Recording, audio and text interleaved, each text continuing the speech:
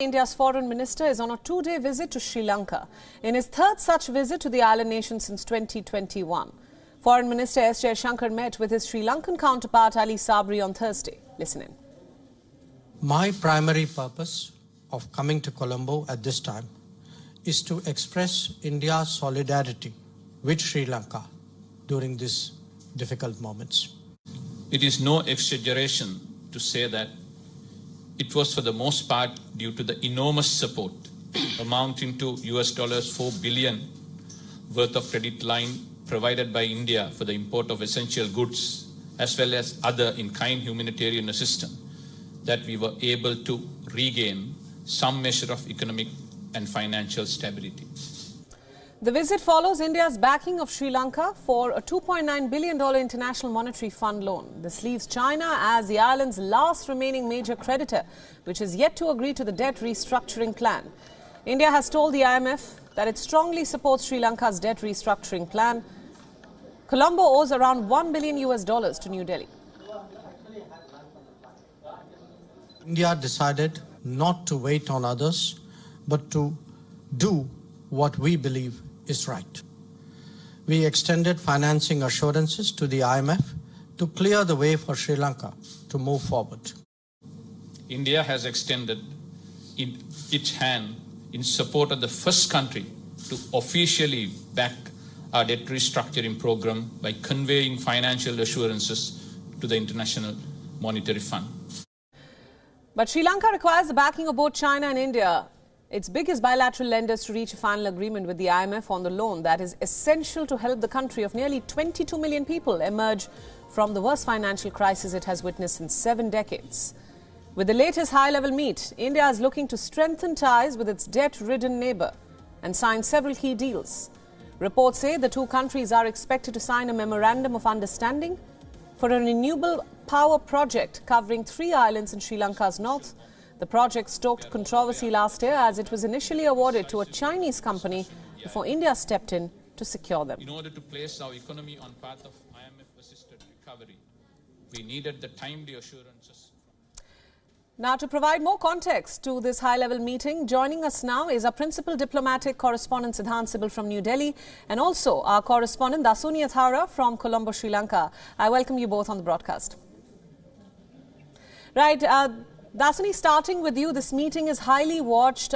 India's Foreign Minister Jaishankar has made a very pointed remark when he says that India will not wait on others to extend support to Sri Lanka. We know that the two creditors, India and China, play a crucial role in securing this loan. So tell us more on that.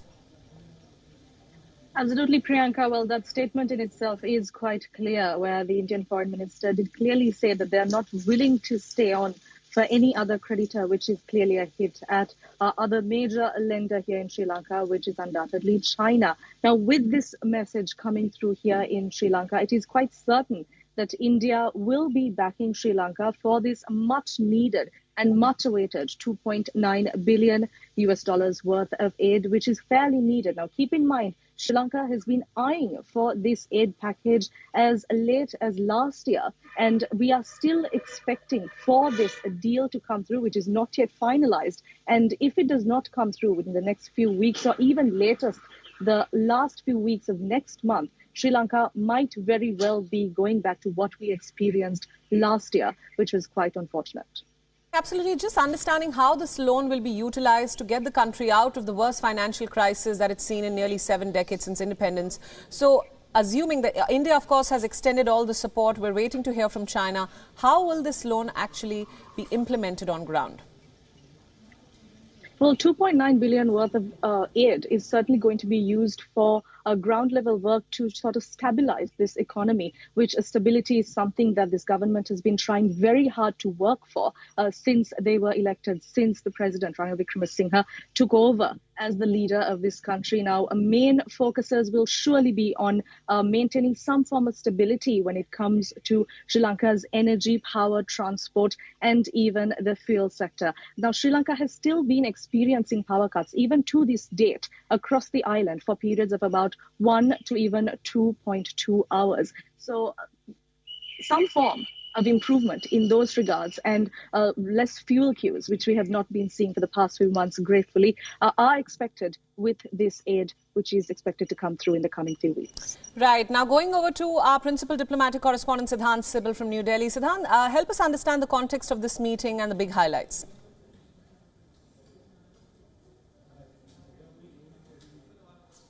Well, the Indian External Affairs Minister Dr. S Jaishankar is currently on a Sri Lanka visit, and earlier today we saw a joint presser along with the Sri Lankan Foreign Minister, where of course there was a formal announcement of India extending its support to the debt restructuring of Sri Lanka amidst the economic crisis. Now remember that Sri Lanka is keen to get a bailout from the IMF, and it needs approval from its creditors, which includes India, China and Japan. Now India has become the first country in terms of Sri Lanka's creditors to give approval and send a letter to the IMF, and we also know that this is something that has been appreciated by the Sri Lankan side. But during the visit, he had a conversation with the foreign minister, but also called on the Sri Lankan president, and the focus was also on pitching for trade when it comes to rupee and focus on rupee cards being used by the Indian tourists. So